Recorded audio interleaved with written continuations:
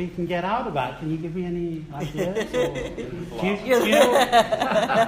Do you know what I'm saying? Yeah. Well, I always begin with the phenomenon of reflective self-presence.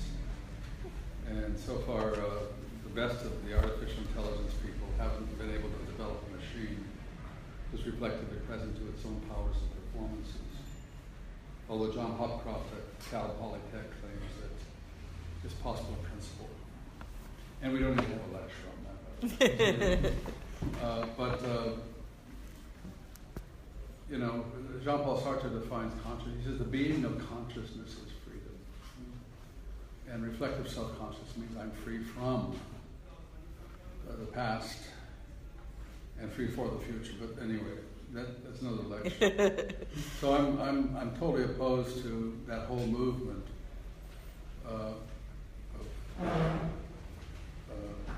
I'm very much in favor of artificial intelligence, but the claims then that we would develop machine consciousness that would be equivalent to our own,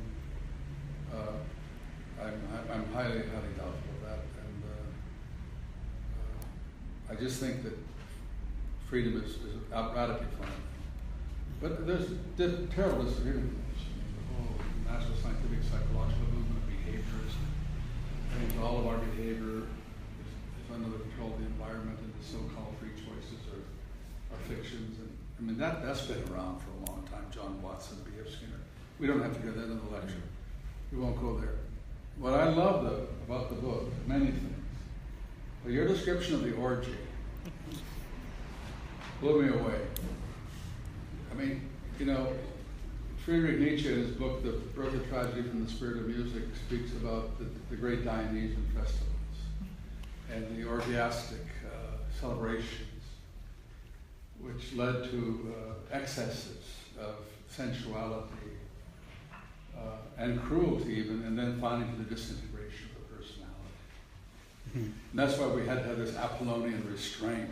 And there's plenty of that in your book, but that orgy was absolutely Dionysian revelry. But anyway, you have to read the book, and you have to read Oscar Babel's. You said Babel. I interpreted Babel because the Babel power. Yeah. His speeches, they're fascinating. They're fabulous, especially about sexual ecstasy and sexual union, the unitive character of human sexuality. And they're fabulous and they're profound. I mean, I teach a course on Christian sexual morality. Like I was saying in Florence, all the Italians say, God, that's got to be a short course. We talk a lot about some of the things you brought up. Right. Anyway. Although, I mean, just maybe devil's advocate, it's a little bit of a dead end for Oscar. What? Just those speeches and then the result. Yeah. You know, how it kind of goes awry. Which I don't know, it's something wonderful that fiction can do is that it doesn't necessarily moralize on it or, I don't know. You kind of leave wondering, well, was that... You never know the author's intention. Like, well, is he saying this is good because then it ends badly, or is it just casual and ends badly? Yeah, exactly. Which I think that's great about fiction. That it's a story, so you just have to follow the story, and you don't necessarily get the point. When you're writing an essay, you have to say what the point is. But when you're writing a story, you could just lay it out there and let the reader kind of get from it what they want. Sure. So. I think that's. I like the ambiguity of that. Yeah. But as you say, his speeches are profound, and then he's completely miserable about having made those speeches later. So it's kind of a wonderful. But he also feels unfulfilled about them too, in the same sense. He's like, well, I never get to finish what I thought. I never get to finish anything. Speeches. Exactly. So even in his celebrity, he's still this unknown, this guy. Yeah. Well, there's this thing Janis Joplin said, which always struck me, which was, she said, I make love in front of 10,000 strangers when I sing, and then I go home alone. And I think this is the paradox of celebrity and the paradox of the performer, But there's this incredible rush, and you feel the center of attention on stage. You're like a god. The audience loves you. You can do no wrong, and then you're alone. You can't. You can never really, in a sense, be with anybody because you're kind of condemned by this glimpse of a kind of power and a kind of euphoria that no one else can really grasp, and and this is what Oscar is, in a sense, condemned by, because he becomes so famous and powerful and idolized. But he, in his heart, in every celebrity's heart, in every famous person's heart, if they've got any integrity, I think there's a sense of, I'm a fraud, or I don't deserve this. And this is somehow not quite real, or it's wrong, or there's something about this which is kind of slightly surreal. And that's the case, I think, in the book, that Oscar is the embodiment of this thing, which is like, I don't really deserve to be here. I don't really deserve to be celebrated. And I'm nobody. And that's what I was trying to capture, that a lot of people, I think, who become very famous to that extent have that strong vein of charlatanism, or the suspect, or the fear of being a charlatan within them, And so Ryan Reese is kind of that side of his personality, practically. Ryan Reese is a charlatan who's very happy being a charlatan. Exactly, but he has no moral qualms about it. But it builds Oscar's fear that he's a charlatan, because Ryan Reese tells him, okay, I'm going to create you like a magician, and so he feels... that feeds into his paranoia about not being worthy, because Ryan Reese tells him, you're not worthy, but I'm going to make you look worthy. Yeah, the world. So, that exacerbates. But I don't think it's Ryan Reese. He doesn't need Ryan Reese to teach him that truth. I think he senses it underneath all this nonsense, and he feels it intuitively. But I don't think politicians feel this, which is why I mentioned the integrity concept. I think politicians don't have this double side. They don't have this inner conflict, which is why they do the terrible things they do. And I don't think they have moments of doubt or of ostensible fear about who they are or whether they deserve what they have or the power they have. It's just part of the deal, and they don't think about it twice, and they're quite happy to do what they do, such as, killing 10,000 people with the drop of a hat, which is so horrible and disgusting, and I don't know how they live with themselves, but that's the wrong question, because it's not what they wouldn't be thinking about, how do I live with myself, because that's how I think, that's how normal people think. That doesn't even come into the equation, you see what I'm saying, which is why integrity is important, and I hope Oscar's kind of an interesting universal figure, because he's conflicted. And he's not just happy about everything. And he's not merely boring or greatly interesting. He's somewhere between the two. And that's what I think you have to gauge that territory. You have to somehow voice the grey zones and give them credibility. And that's very hard to do, to make a dull character interesting, or an interesting character dull, or an angelic character demonic, or vice versa. That's a real skill. And I think that's the key to a real characterization, capturing that bilancio, that balance between those two extremities. I think that's what you need to do as a writer. Well, you did it. Otherwise, the character is just a cliche, or it's a cardboard cutout, or it's not really very relatable in some way. You know what I mean? I don't know. Shall we maybe, should we move it into the audience? Yes, absolutely. Anybody have any questions about the book? Yes. Yay! Yes. When did you write, in what year did you write the book? And were there any events that sparked the story? Or was it just something that came to you in the middle of the night, or was it stimulated by something that was happening? Okay. The book was written over... I started writing the book in about 1995. And I wrote the first draft in a year, which was horrible. Just awful. As most first drafts are. Yeah, I guess. I don't know. But sometimes people write first drafts and it's okay. It works. And then I put it aside, and then I meditated for about a year. I don't mean I went to an ashram. Well, I did kind of. And I thought about the story, and I for what's wrong with it, how can I fix it, what's working, what's not, and I went through this whole revision. And then I did the second, third, fourth drafts in about 5 years. So, and that took me up to about 2001. Then I started submitting it to agents, and I got a very, very good agent in London who said, it's brilliant and I want to represent you. And I was slightly incredulous, but he did represent me, and it almost got published by Faber and Faber. They said they had 5% of doubt. And I was like, is that all? But apparently that was Faber and Faber, you need 100% of no doubt. So they didn't take it, and then we trotted it around many different people, and no one took it. That was devastating. Then, some years passed, I moved to Italy. I rewrote the manuscript again. So it went for about 17 drafts, I would say, until it reached its current state. As to the question about the world, I don't think there was any specific thing that fed the storyline or the plot. But I was I followed closely world events, but I think I was just in love with this notion of unreality. And that was something that seems to have got more and more pronounced. Because it seems so topical now. Yeah. Exactly. But when I wrote it originally and submitted it 15 years ago now, it was pretty prescient of what we've become.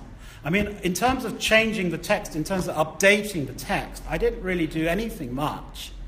What I worked on with my Florentine revisions was more to do with structure and dialogue and weak passages, and I changed a lot of stuff. And there was a lot of stuff in the first 50 pages which I really zapped up. And even when I submitted it to Pleasure Boat Studio, which was in January, I was rewriting it.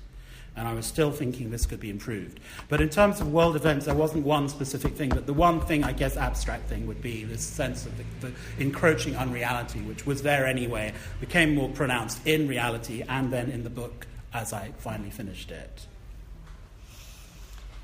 Anyone else have a question? Those of you who have read the book, any questions about characters, plot? Nope.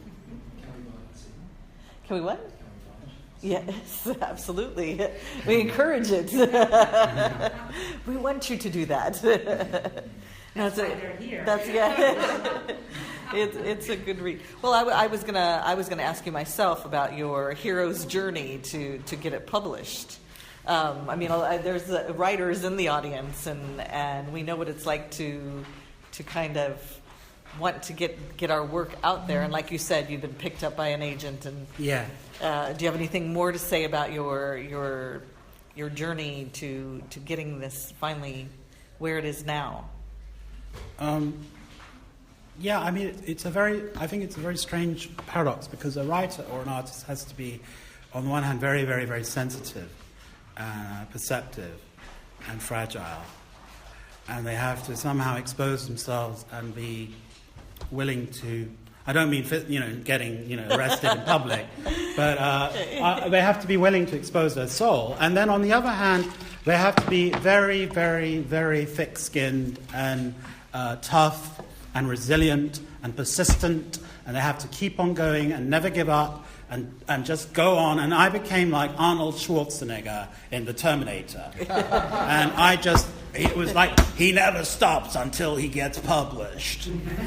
And I said, fuck it, I'm not going to give up, And there were many moments of despair and darkness. But then several people, including Andrea Sirotti and Patrick and Lee, read the book, and they gave me this sense, because I had always thought, it's probably just bad and, I should give up, But then I had these affirmations, and from other people in London, Andrew Kidd, Jonathan Coe, and so on. And that was very, very, very, very important to me, and it gave me a kind of, it sustained me in this dark period, And it's like this candle, it's just the light, these little moments of light sustain you. And it's because it's a very tough journey. And I mean, some writers get the first book out there and it's all flowers and wine and roses. But, most writers go through the same kind of struggle. And it's really, you need to have this sense of incredible resilience and persistence. But you have to be incredibly fragile and sensitive. So actually, you're in a sense, it's a quasi-schizoid state to occupy, because that's kind of fucked up, that you're like, on the one hand you're sensitive, and on the other hand you're totally insensitive. I mean, that's hard stuff to do, and it causes a lot of tension in your psyche, I would say, because you're juggling these two things constantly. And I don't know if that's necessarily a good thing, is it? I don't know. What do you think? But I would say that's how what I came away with, and I realized that, and I tried to keep my sensitivity intact and not be too upset by all the rejections. Well, it looks like your reviews are not rejections, so... Yeah, I paid them handsomely. There were a lot of bribes. All five-star reviews. Yeah. So yeah. It should be a good thing now. Yeah, it's a good thing is. now. Are you working on something else, Garrett? Yeah, I am. I'm working on several different things. Yeah, I'm working on a second novel, which is very, very different to this one, and I'm working on an idea for a play about adult babies. And I'm working on a series of short stories too, and they're all different and have different styles and so on, and quite ambitious, yeah. But I don't know when I'll ever finish it. How do you feel about the final product here? Do you feel good about it, or do you look at it and say, gee, I wish I'd done that, I could have changed that? Or do you say, damn, I did a good job? I never think, damn, I did a good job, because that's not really in my nature. But I do feel it's good, yeah. I think I'm proud of it. That's good. And I think it's a good doorstop as well. And it's practically useful, if you want to write letters. But no, I'm happy. I think we'll see what happens, if anything does, and the test of time and all that stuff. But that's just, it's like anyone's child, you have to wait and see. Yeah, I don't know. It's not. I don't think this child thing really works for me, though. Because the child is, because this is not my child. Because in a sense, a child has his own or her own personality, and they develop according to their own, intuitions and so on, which is wonderful. But this is the product of intense, manipulative, obsessive work. There is not a syllable of this which hasn't been premeditated and changed, and so I've killed my child. This child has been totally suffocated and put under blankets to the point where it can't breathe anymore. So and what did you give me back? So it's kind of like this. So you see what I'm saying, yeah? That is quite parental, though. Yeah, I said it was obsessive. Well, I remember you saying to me that I can't do another draft. So I think it's done.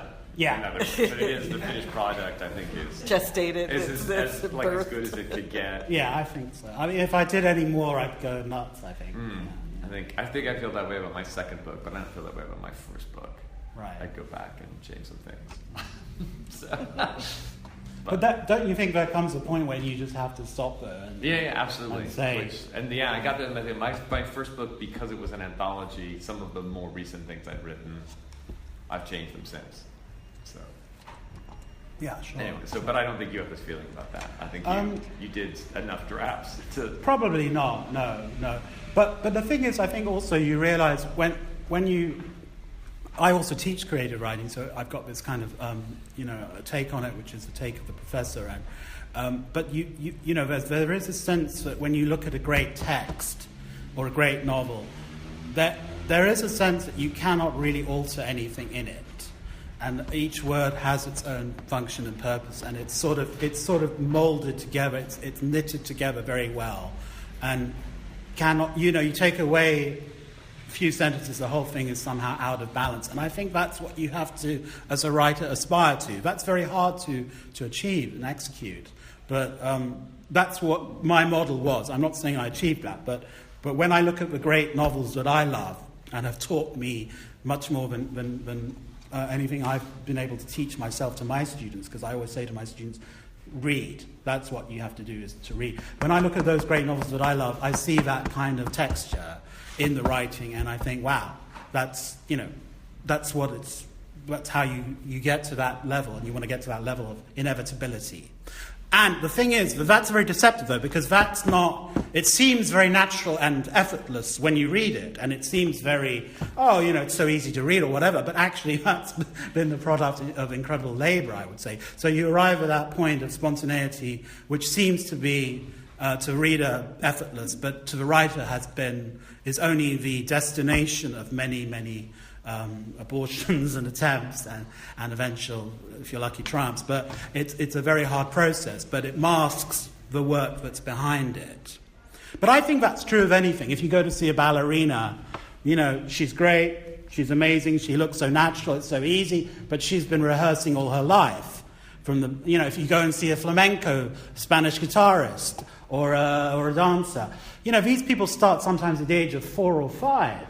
So it's an incredibly labor-intensive thing, and you have to keep on plugging away and chipping away, and then you get to that thing. If you're really, really lucky and you're a genius, you might just do that without that degree of labor. But I think that's probably the exception. It's not. Most of the time, I think it's graft and sweat and blood and tears.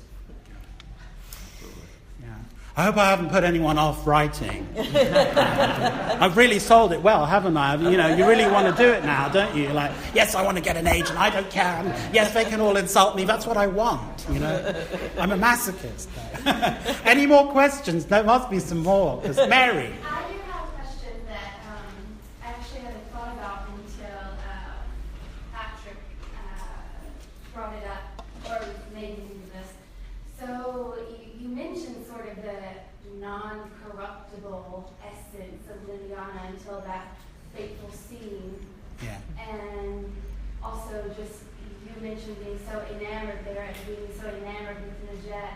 Yeah. And so I wonder how much, if at all, you think that gender and your male perspective plays into how you write and how you write characters, and if you are hesitant to explore the more sinister sides of women, because there's so many icky male characters in this book. Yeah. But women are like angelic. Yeah. That's one thing. That's a very good question, and I don't want to answer.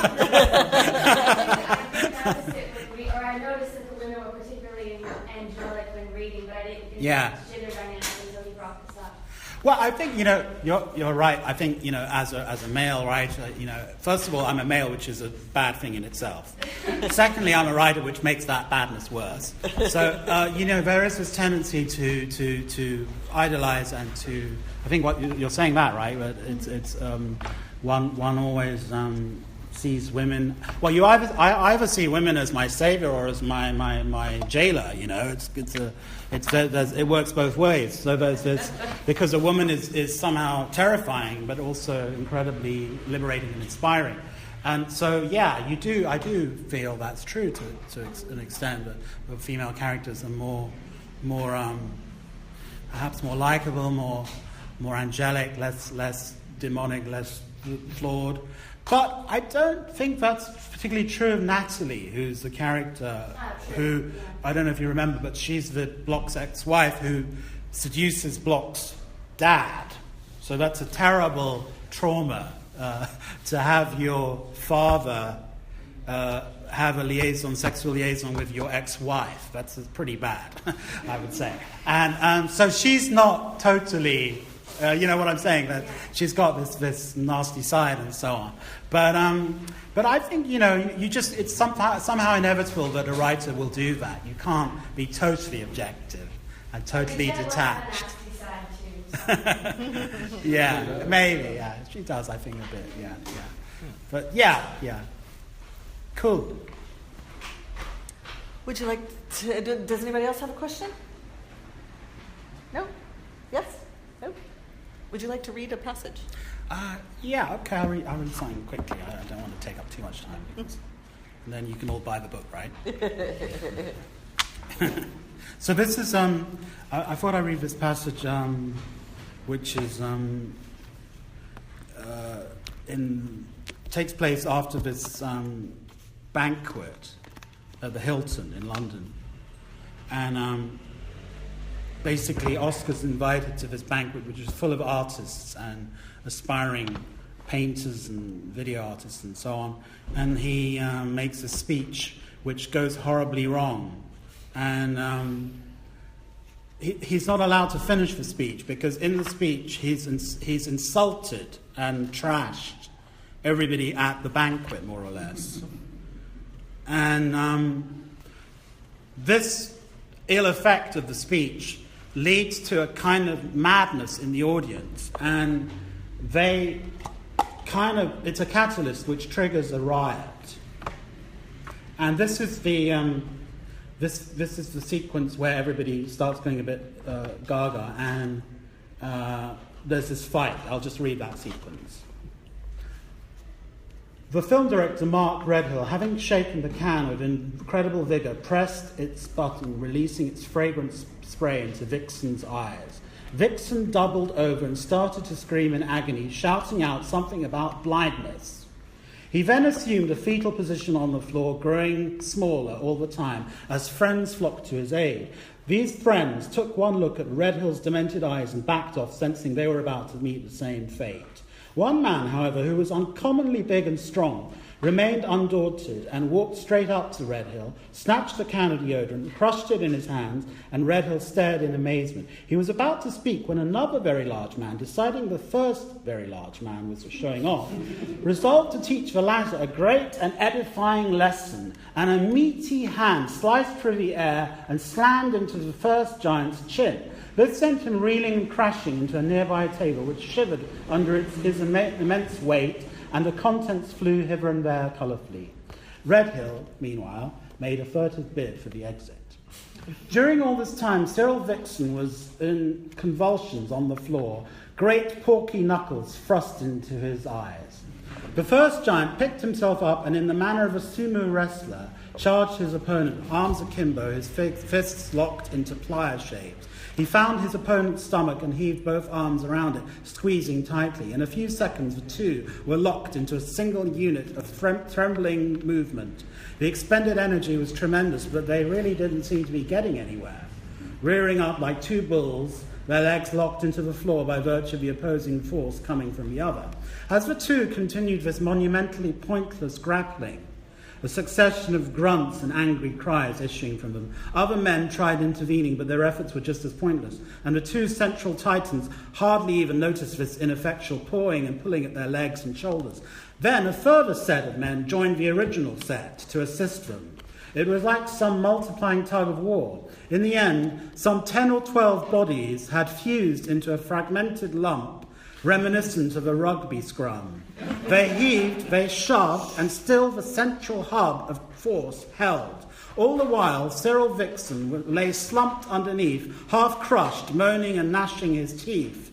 The orb was being assailed by centrifugal forces which threatened to tear limbs from limbs and dismember bodies. Something had to happen. Something had to give way. The crowd, having been shocked, fascinated and appalled in quick succession, had now lapsed into sheer silence, trying not to look, but looking, trying not to be caught looking, trying to temper their eye-popping gawking, and failing to. This was insanely compelling and fatally addictive. People squeezed their legs together so that their distended bladders wouldn't release their contents, desperately trying to postpone the moment in which they would have to go to the loo. Camera flashes ricocheted around the room. TV producers' minds buzzed with ideas for new programs. Journalists scribbled notes. There was no way of embellishing this story. It was already incredibly mad. The final debasement of art, the end of civility. Ladies and gentlemen, dear readers, last night I was privy to what must rank as the single most extraordinary media spectacle I've ever beheld. A debacle of such proportions, a fiasco so farcical in its characters, yet so terrible in its implications. No play, no film could have matched the blood, sweat and tears, the viscera, the drama of a conflict as a fisticuff turned into human meltdown at the Hilton. For God's sake, somebody shouted, "Stop them! Somebody do something!" Whereupon, momentarily letting down their guard, the two giants keeled over and the others tumbled onto each other, and legs and arms fanned back and forth, dissipating all the detonated energy and pain. There were cries and curses, shrieks and moans. Finally, Mr. Vixen's bulldozed form was carried out by the now repentant giants. The others staggered to their seats and walked away in search of water and collapsed in heaps. Then, exploding in a frantic jumble of sound, everyone boiled over. They spoke at once, practically at the same instant, all together, and a great tapestry of words was instantly weaved with lunatic dexterity and speed. Everyone had an opinion, everyone had a point of view. Some expressed incredulity, others tried to put the thing into a proper context. But one thing emerged that was consistent. No one listened to anyone else. They pretended to, but just waited for the other person to finish so that they could start again. And then 1,000 or so text messages were sent in the space of 2 minutes. Well, that wasn't very sensible. It's always best to keep one's cool. Mark Redhill will never make another film. He'll probably go down for GBH. He looked like he was going to explode. I wish I'd had a camera. I think it's refreshing. I would have done the same thing if I'd thought about it. What about Ruby's remarks about how we should all stick together? Do you think she had a point? Who cares? The important thing is that it was entertaining. We have Babel to thank for that, even if he is a little prick. These remarks and many others poured out for several minutes in a cacophonous whirl. The MC had long ago given up the attempt to restore order. He just looked sadly at Oscar with an expression that infinitely more eloquently than words spoke of equal parts despair and futility. Oscar tried to smile back, filled with baroque levels of guilt.